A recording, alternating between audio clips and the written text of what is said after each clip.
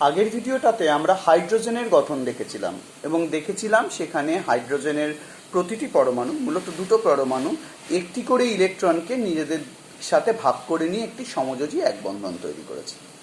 আচ্ছা, এক বন্ধনের বেশি বন্ধন করা সম্ভব? সেই প্রশ্নের উত্তর খুঁজতে আজকে আমরা ইথিলিনের গঠন দেখব। ইথিলিন একটি জৈব যৌগ, মূলত ফল পাকাতে ব্যবহার হয় এবং এর সবচেয়ে বড় ব্যবহার হচ্ছে এছাড়া ফল পাকাতে ব্যবহার হয়। তো এইটার উপরে আমাদের আজকে সমযোজী দ্বিবন্ধনের উদাহরণটি দেখব। ইথিলিনের যদি সংকেতটি দেখি তাহলে সেটি হচ্ছে C2H4। যখনই আমরা এইরকম সমযোজী বন্ধন করব বা লুইস ডট গঠন করব, মাথায় রাখবো যে পরমাণুটি সংখ্যায় কম আছে তাকে মাঝখানে রাখবো।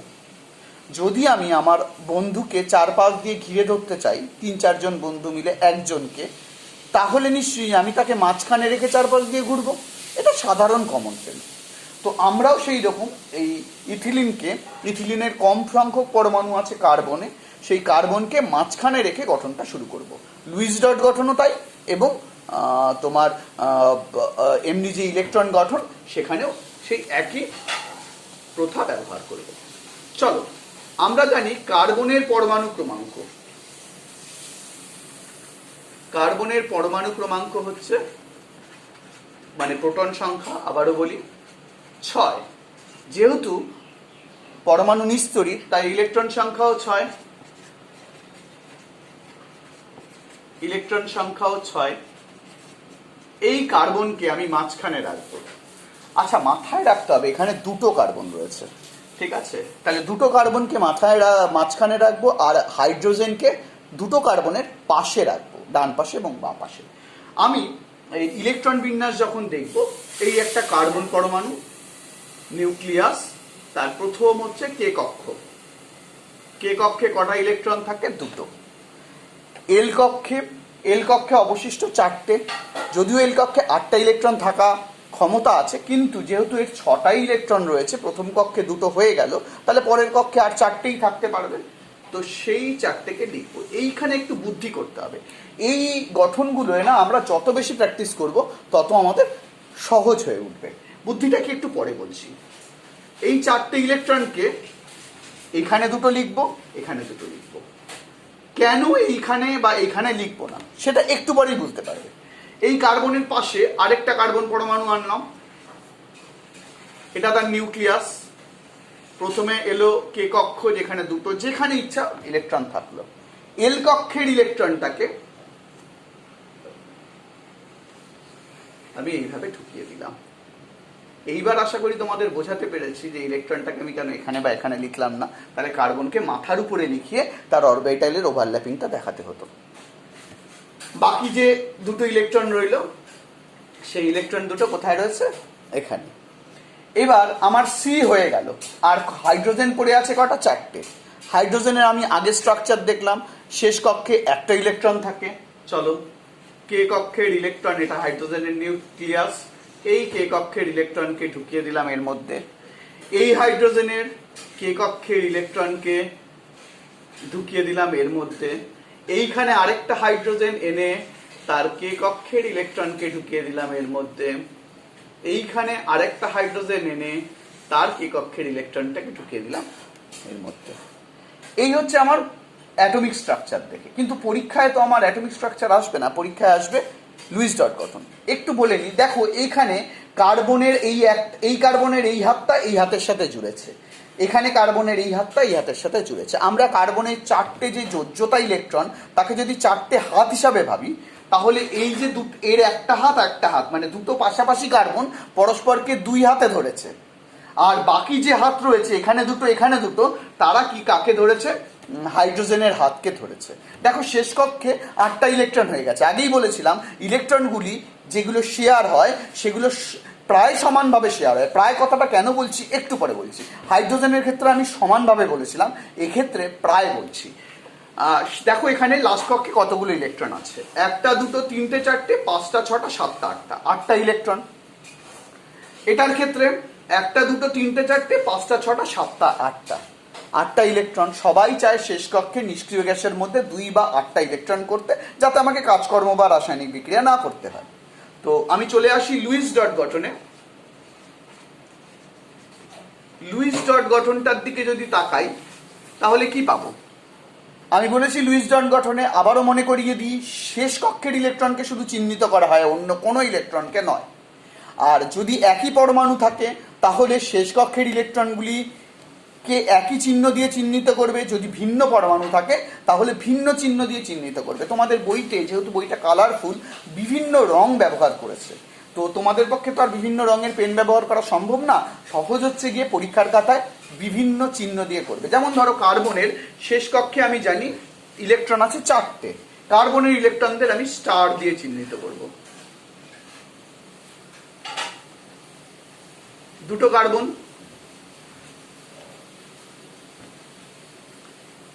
2টো স্টার, সাথে হাইড্রোজেন, হাইড্রোজেনদের ইলেকট্রনদের আমি ডট দিয়ে চিহ্নিত করব।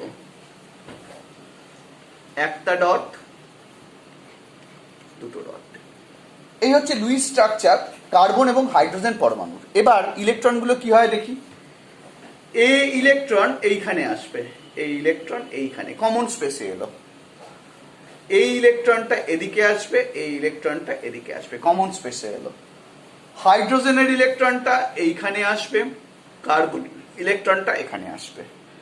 একইভাবে হাইড্রোজেনের ইলেকট্রন এবং কার্বনের ইলেকট্রন এইখানে আসবে।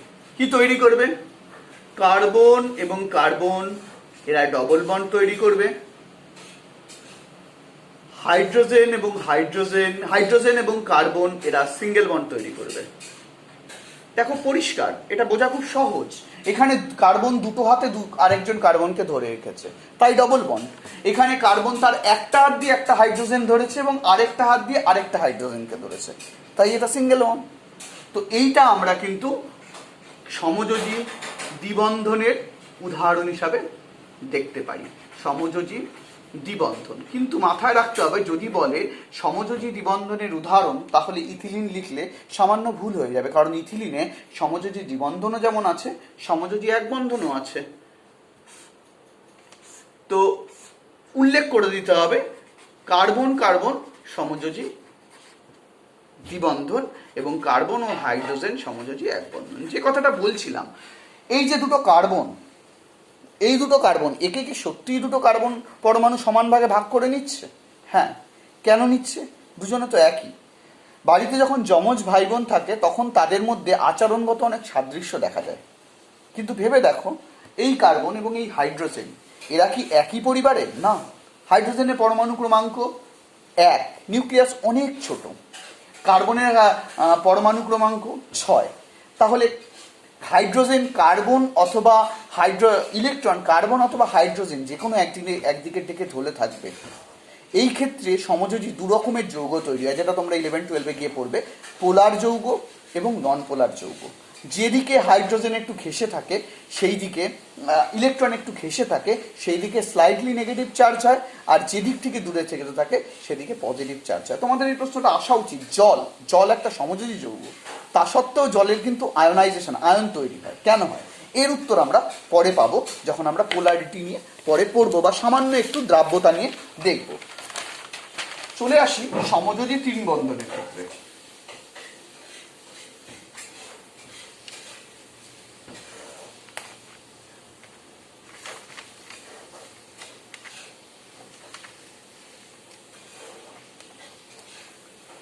তিন বন্ধন, তার মানে 3 হাত দিয়ে, মা দুর্গার যেমন 12টা হাত, আমরা তো 2টো হাতের বেশি বেশি ভিজুয়ালাইজ করতে পারি না, কিন্তু 3 হাত দিয়ে একজন আরেকজনকে ধরে রেখেছে, সেইটাকে আমরা বলি সমযোজী 3 বন্ধন।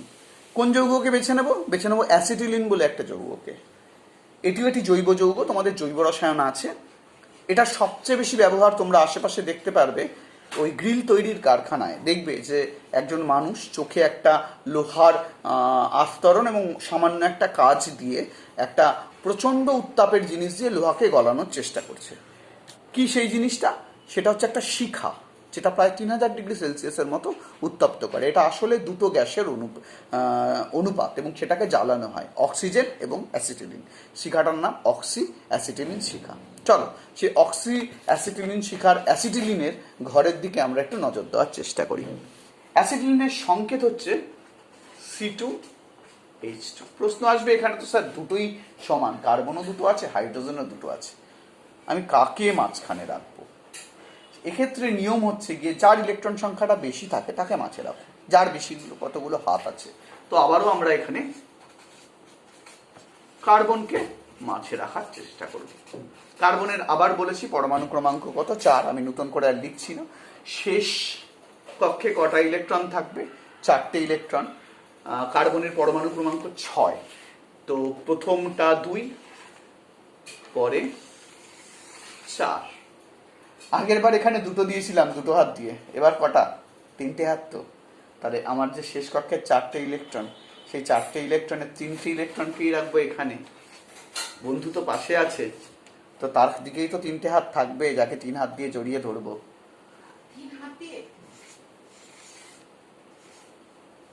এটা কে কক্ষ, আর তার বাইরে এটাকে কে কক্ষ করি? এটা নিউক্লিয়াস, আর তার বাইরে এই হচ্ছে এল কক্ষ, যেখানে 3টে হাত 3টে হাতের সাথে জড়িয়ে আছে। অবশিষ্ট কটা হাত পড়ে আছে? একটা হাত, সে বাইরে থাকবে। এখানে একটা, এখানে একটা, তার সাথে কে জুড়বে? হাইড্রোজেন। নিউক্লিয়াস, হাইড্রোজেনের শেষ কক্ষে আমরা জানি একটা ইলেকট্রন, এই একটা ইলেকট্রন। নিউক্লিয়াস, হাইড্রোজেনের শেষ কক্ষে জানি একটা ইলেকট্রন। হাইড্রোজেন হিলিয়ামের মতো গঠন পেয়ে গেছে, শেষ কক্ষে দুটো ইলেকট্রন। আর কার্বন কি পেয়েছে? কার্বন তার শেষ কক্ষে পেয়েছে 1 2 3 4 5 6 7 8, এও 8টা পেয়েছে। 1 2 3 4 5 6 7 8, এও 8টা পেয়েছে। শেষ কক্ষে 8টা পেয়ে নিষ্ক্রিয় গ্যাসের মতো আকার পেয়েছে। আমি বলেছিলাম যে পরমাণু গঠন যথেষ্ট নয়, আমাদের লুইস ডট গঠন লিখতে হয়, এবং সেক্ষেত্রে নিয়মটাও খুব সহজ। লুইস ডট গঠনের ক্ষেত্রে আমরা যেটা লিখি সেটা হচ্ছে কার্বনের বা যে কোনো পরমাণু শেষ কক্ষের ইলেকট্রন। যদি পরমাণু একই হয় তাহলে একই চিহ্ন, যদি ভিন্ন হয় তাহলে ভিন্ন চিহ্ন লিখে ফেলি। কার্বনের শেষ কক্ষে আছে 4টে, যেরকম এখানে স্ট্রাকচার, এদিকে 3টেকে লিখবো স্টার দিয়ে, এদিকে 3টেকে লিখবো স্টার দিয়ে। আর একটা যেটা অবশিষ্ট পড়ে আছে তাকে এখানে লিখবো, এখানে লিখবো হাইড্রোজেন রয়েছে, হাইড্রোজেনেরটাকে ডট দিয়ে লিখবো, এখানে হাইড্রোজেনকে ডট দিয়ে লিখবো। কি হবে? এই ইলেকট্রন এদিকে আসবে, এই ইলেকট্রন এদিকে আসবে, এখানে আসবে, এখানে আসবে, কমন স্পেস বা কমন ক্লাউডে আসবে, এ আসবে এখানে, এখানে। কি তৈরি করবে? কার্বনের 3টে হাত দিয়ে কার্বন আরেকজনকে ধরে আছে, হাইড্রোজেন এবং হাইড্রোজেন। এক্স্যাক্টলি এইরকম স্ট্রাকচার হয়, ঠিক আছে। 180 ডিগ্রি অ্যাঙ্গেল থাকে HCH এর ক্ষেত্রে, যেগুলো আগেরগুলোর ক্ষেত্রে সেটা হয় না। এটা এখন অর্গানিক কেমিস্ট্রি আমরা পড়বো, তখন দেখবো। তো এই হচ্ছে সমযোজী ত্রিবন্ধন। এখানে যদি প্রশ্ন আসে যে একটি সমযোজী ত্রিবন্ধনের উদাহরণ দাও, তুমি যদি লেখো অ্যাসিটিলিন, উত্তর ভুল হয়ে যাবে। কারণ অ্যাসিটিলিনে যেমন সমযোজী ত্রিবন্ধন আছে তেমন এক বন্ধনও তো আছে। তাহলে কার্বন কার্বন বন্ধনটা হচ্ছে গিয়ে সমযোজী ত্রিবন্ধন, আর কার্বন হাইড্রোজেন বন্ধনটা হচ্ছে সমযোজী এক বন্ধন। তো এই মোটামুটি চ্যাপ্টার। এখানে কতগুলো নতুন জিনিস শেখার আছে, যেগুলো নিয়ে একটু উপরের দিকে পড়াশোনা এবং একটু বিশদভাবে ভাবনার দরকার হয় বোঝার জন্য। হয়তো মাধ্যমিক পরীক্ষায় এক্স্যাক্ট টার্মটা চায়, তাতেই যথেষ্ট, কিন্তু তোমাদের একটু বেশি বোঝাও দরকার। কারণ মূল কথা হচ্ছে বিজ্ঞানকে ভালোবাসা। নম্বর আছে, নম্বর থাকবে, ভালোবাসা থাকলে নম্বর থাকে। তো একটা সহজ প্রশ্ন করি। আমরা যখন সমযোজী এবং তড়িৎযোজীদের পার্থক্য দেখি, তখন প্রথম পার্থক্য যেটা আসে সেটা হচ্ছে সমযোজীদের অধিকাংশই হয় হচ্ছে তাদের যে স্টেট হয় সেটা হচ্ছে গিয়ে কঠিন। আমার প্রথম প্রশ্ন হচ্ছে কেন? এই উত্তর পেতে গেলে আমাকে জানতে হবে যে সমযোজীগুলি কিভাবে থাকে। আমরা যদি সোডিয়াম ক্লোরাইডের গঠনটিকে দেখি,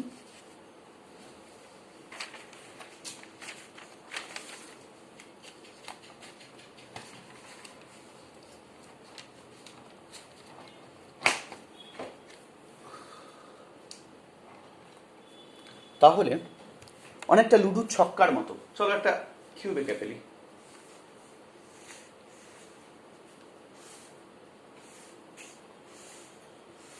এই ছবিটা তোমাদের বইতেও আছে। কিউবের ভেতরে আবারও কিউব আঁকি। আচ্ছা, তার আগে চিহ্নিত করি সোডিয়াম আর ক্লোরিনের মধ্যে কোন পরমাণু রাখার ছোট। আমি জানি যে সোডিয়ামের পরমাণু ক্রমাঙ্ক 11, সুতরাং সোডিয়াম ছোট হবে এবং ক্লোরিন বড় হবে। তো যেটা ছোট পরমাণু তাকে কেন্দ্র করে বড় পরমাণুগুলি ঘোরে। তো এটাকে আমি ধরো সোডিয়াম স্টার দিয়ে দিচ্ছি, মাঝে রইল। তাকে কেন্দ্র করে ক্লোরিন রয়েছে। ঠিক সেরকম এখানে একটা সোডিয়াম, তাকে কেন্দ্র করে এদিকে ক্লোরিন, এদিকে ক্লোরিন। ঠিক সেরকম এখানে একটা সোডিয়াম, তাকে কেন্দ্র করে এদিকে ক্লোরিন, এদিকে ক্লোরিন। একইভাবে এখানে একটা সোডিয়াম, তাকে কেন্দ্র করে ক্লোরিন। এই ছবিটা তোমাদের বইতে আছে এরকম। সিম্পলি স্টারগুলো হচ্ছে তোমার সোডিয়াম আর ডটগুলো হচ্ছে ক্লোরিন। এই যে গঠনটা, এই কেলাসাকার গঠন, এটাকে ল্যাটিস গঠন বলে। তোমাদের যে সেকেন্ড ওয়ার্কশিট দিয়েছে সেখানে একটা প্রশ্ন দিয়েছে যে আয়নীয় যোজ্যতারগুলি কঠিন হয় কেন, বা তাদের বয়লিং পয়েন্ট বা গলনাঙ্ক বেশি হয় কেন। এটা বুঝতে গেলে আমাদের যেটা বুঝতে হবে খুব ছোট্ট করে ল্যাটিস এনার্জি। তো এই যে গঠনটা, এই গঠনটাকে আমরা ল্যাটিস বলি। যথা ধরে নাও একটা কেলাসাকার গঠন। তো তোমার একটা বাড়ি আছে, সেই বাড়িটাকে যদি আমি ভাঙতে চাই, ফু দিয়ে ভাঙতে পারবো? সম্ভব ফু দিয়ে ভাঙা? তো ফু দিয়ে তো ভাঙা সম্ভব না, একটা জেসিবি লাগবে বা কিছু একটা দিয়ে ধাক্কা দিতে হবে। তো ঠিক সেই রকম এই যে সোডিয়াম ক্লোরাইডের যে বাড়িটা, এই বাড়িটাকে যদি আমাকে ভাঙতে হয়, আমাকে কিছু এনার্জি দিতে হবে। সেই এনার্জিটাকে আমরা ল্যাটিস এনার্জি বলি। তো এনার্জি যখনই দিতে হবে তখনই নিশ্চয়ই তাকে বাইরে থেকে তাপ দিতে হবে। আর বাইরে থেকে তাপ দিয়ে এটাকে যখনই দিলে কি হবে, এই বন্ধনগুলো ভাঙবে। আর আমরা জানি কঠিন পদার্থর বন্ধনগুলো বা অন্তরাণবিক বলে আকর্ষণ বলগুলো কমলে তবে গিয়ে সে তরল হয়, এবং সেই তরলটাকে আরও বেশি তাপ দিলে তবে গিয়ে গ্যাসীয় হয়। তাই জন্য আয়নীয় যৌগগুলি সাধারণ অবস্থায় কঠিন থাকে এবং তাদেরকে অনেক বেশি তাপ দিলে তোমার তরল বা গ্যাসে পরিণত হয়। কিন্তু যখন আমি সমযোজী বন্ধন দেখবো, দেখো যে জিনিসটা তুমি, যেখানে ইলেকট্রনকে তুমি পুরোপুরি দিয়ে দাও আর যেখানে তুমি ইলেকট্রনকে ভাগাভাগি করো, এবং সে ভাগাভাগির ক্ষেত্রে আবার তোমার ইচ্ছা থাকে ইলেকট্রনটা পুরোপুরি দিতে পারো না, তোমার কাছে থাকুক, তোমার বন্ধুর ইচ্ছা করে যে তার কাছে থাকুক, সেইখানে বন্ধনটা খুব একটা জোর হয় না। বন্ধন জোর হওয়ার জন্য স্যাক্রিফাইসের প্রয়োজন হয়। সোডিয়াম ক্লোরাইড যেটা আয়নীয় বন্ধন, এটা অনেক বেশি স্যাক্রিফাইসিং বন্ডিং। এখানে ইলেকট্রনটাকে পুরোপুরি দিয়ে দিয়েছে আর ওইখানে কিন্তু পরস্পরের সাথে ভাগ করে নিয়েছে, যার ফলে ছাড় ঝামেলা থাকবেই এবং সব স্বাভাবিকভাবেই যেটা হয়, ওই বন্ধনগুলো খুব বেশি দৃঢ় হয় না, তাই জন্য ওরা সহজে ভেঙে যায়। প্রশ্ন চলে আসে এবার যে এই সোডিয়াম ক্লোরাইড এর জলে দ্রবীভূত হয় কি করে। আচ্ছা, জলের থেকেও বড় কথা, পোলার দ্রাবকে দ্রবীভূত হয়। পোলার দ্রাবক কাকে বলে? সমযোজী যেসব যৌগগুলো আছে, সমযোজী যৌগকে পরিষ্কার দুভাগে ভাগ করা যায়। একটাকে বলে পোলার বা ধ্রুবীয়, একটাকে বলে নন পোলার। কারা পোলার হয়, নন পোলার কারা হয় বলে বলা সহজ। হাইড্রোজেন, নাইট্রোজেন, অক্সিজেন, যমজ ভাই, দুটো হাইড্রোজেন, যমজ ভাই। ভাইরা নিজেদের মধ্যে মারামারি করে না, ঠিক আছে? তো যে জামা কাপড় বইপত্র সব নিজেরাই ভাগ করে নেয়। কিন্তু পোলার কাদের হয়? জলকে চলে আসে। জলকে যদি আমি দেখি, জলের অক্সিজেন এবং হাইড্রোজেন এইভাবে অবস্থান করে, এবং ইলেকট্রনটা, এই যে অক্সিজেন হাইড্রোজেনের সাথে যে ইলেকট্রন রয়েছে, সেই ইলেকট্রনটা টুয়ার্ডস অক্সিজেনের দিকে বেশিটা ঘেঁষে থাকে, কারণ অক্সিজেন বড় দাদা, তার পরমাণু ক্রমাঙ্ক অনেক বেশি 8, আর হাইড্রোজেনের পরমাণু ক্রমাঙ্ক 1। সে বলবে আমি দিচ্ছি বটে, কিন্তু যেদিন দরকার হবে সেদিন টেনে নেবো নিজের কাছে। তাই জন্য এটা একটা 2 নেগেটিভ চার্জ পায়, আর এটা 2 পজিটিভ চার্জ পায়। এই জলের অণু, এটা যখন সোডিয়াম ক্লোরাইডের অণুর কাছে আসে, এসে কি বলে জানো? এই অক্সিজেন অণুটা, এখানে যে সোডিয়াম প্লাস অণুটাকে আছে, তাকে বলে আমার কাছে নেগেটিভ আছে, চলে আসো, আমার কাছে নেগেটিভ চার্জ আছে। কেন? ক্লোরিনের সাথে বসে আছো, আমার কাছে চলে আসো, যৌগ গঠন করে দেবো। এবং এটার জন্য একটা বন্ড তৈরি হয়, এটাকে হাইড্রোনেশন বলে। যদি এর বাড়ি ভাঙতে, কখন তুমি বাড়ি ভাঙতে পারবে? তুমি হাত দিয়ে কারো বাড়ি ভাঙতে পারো না, তার জন্য তোমাকে জেসিবি প্রয়োজন হয়। ঠিক জলেরও যদি হাইড্রোজেন, সোডিয়াম এবং ক্লোরিনের বাড়িটা তৈরি করতে যে এনার্জি বা ল্যাটিস এনার্জি আছে, তার থেকে বেশি এনার্জি যদি কোনো পোলার দ্রাবকে থাকে তাহলে সেও ভাঙিয়ে নিয়ে চলে আসতে পারবে সোডিয়ামকে। এই এনার্জিটাকে হাইড্রেনেশন এনার্জি বলে, এবং অ্যাকচুয়ালি জলের হাইড্রেনেশন এনার্জি সোডিয়াম ক্লোরাইডের ল্যাটিস এনার্জির থেকে বেশি। তাই জন্য কি হয়, সোডিয়াম ক্লোরাইড ভেঙে যায়, Na+, Cl-, সোডিয়াম ক্লোরাইড ভেঙে যায়, গিয়ে জলের সাথে যুক্ত হয়ে NaOH- হয়ে যায়, গিয়ে NaOH তৈরি করে ফেলে। 3 নম্বর একটা ধর্ম আছে, আশা করি এটা বোঝা গেছে। 3 নম্বরের একটা ধর্ম আছে যে তোমার আয়নীয় যোজ্যতাগুলো জলে দ্রবীভূত হয়ে কেন তড়িৎ বিশ্লেষণ করে বা তড়িৎ প্রবাহ করে। খুব সহজ। প্রথমে একটা বাড়ি আছে, জল সেই জেসিপি যে গিয়ে বাড়িটাকে ভেঙে দিল, ভেঙে দেওয়ার পর কি তৈরি করে ফেললো, Na+ আর Cl-, এরা তো ভিন্ন আয়ন। আর আমরা জানি যে আয়ন ছোটাছুটি করলেই তড়িৎ বিশ্লেষণ হবে, তাই এরা জলে দ্রবীভূত অথবা গলিত। গলিনোর ক্ষেত্রেও তাই হচ্ছে, বাইরে থেকে তুমি তাপ দিয়ে এদের ঘরটাকে ভেঙে দিচ্ছ, ভেঙে দিয়ে সোডিয়াম আর ক্লোরিন আয়ন পাচ্ছ, তাই জন্য তারা ইলেকট্রন তড়িৎ বিশ্লেষণ করে বা তড়িৎ প্রবাহ করে। কিন্তু উল্টো প্রশ্ন যদি আসে যে কঠিন অবস্থায় তারা তড়িৎ বিশ্লেষণ করে না কেন, কেন করবে ভাই? নিজেদের মধ্যে সুন্দর বন্ধন তৈরি করে সুন্দর রয়েছে সোডিয়াম আর ক্লোরাইন, শান্তশিষ্টিতা আছে, ঝগড়াঝাটি নেই তো। তো কেন তারা নিজেদের থেকে সরে গিয়ে সোডিয়াম আর ক্লোরিন দুটো আলাদা আয়ন তৈরি করে ছুটবে? তাই জন্য করে না।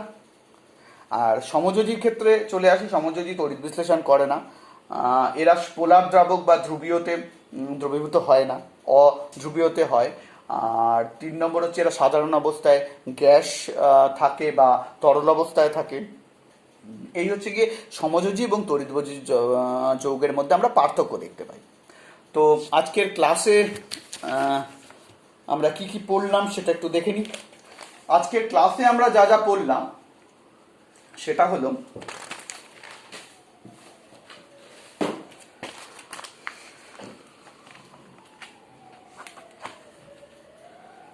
সমযোজী বন্ধনের প্রকৃতি এবং তার প্রকারভেদ, এক বন্ধন, দ্বিবন্ধন ও ত্রিবন্ধন, সেই প্রকারভেদটা, হাইড্রোজেন CH4 এবং C2H2 এদের গঠন, তড়িৎযোজী এবং সমযোজী বন্ধনের পার্থক্য, একটা সাধারণ অবস্থায় কঠিন আর সমযোজীরা তরল এবং গ্যাসীয় হয়, এরকম। NaCl এর সংকেত ভর কেন নেওয়া হয় না এটা বলা হয়নি। আয়নীয় যোজ্যের বয়লিং পয়েন্ট এবং মেল্টেন পয়েন্ট কেন হাই হয়, পোলার দ্রাবকে কেন দ্রবীভূত হয়। বলে নি সোডিয়াম ক্লোরাইড, এই প্রশ্নটাই তোমাদের কিন্তু এতে এসছে, ওয়ার্কশিট 2-তে এসছে যে আয়নীয় যৌগগুলির সংকেত ভর নেওয়া হয় কেন। দেখো তুমি এই আয়নীয় যৌগটাকে যদি লক্ষ্য করো, সোডিয়াম ক্লোরাইড, এখানে আসলে এই একটা সোডিয়াম ক্লোরাইডের অণু আছে, এই একটা সোডিয়াম ক্লোরাইডের অণু আছে, আমি একটু লিখে দিই সুবিধা হবে তোমাদের। এই একটা সোডিয়াম ক্লোরাইডের অণু আছে, এইখানে আরেকটা আছে, এখানে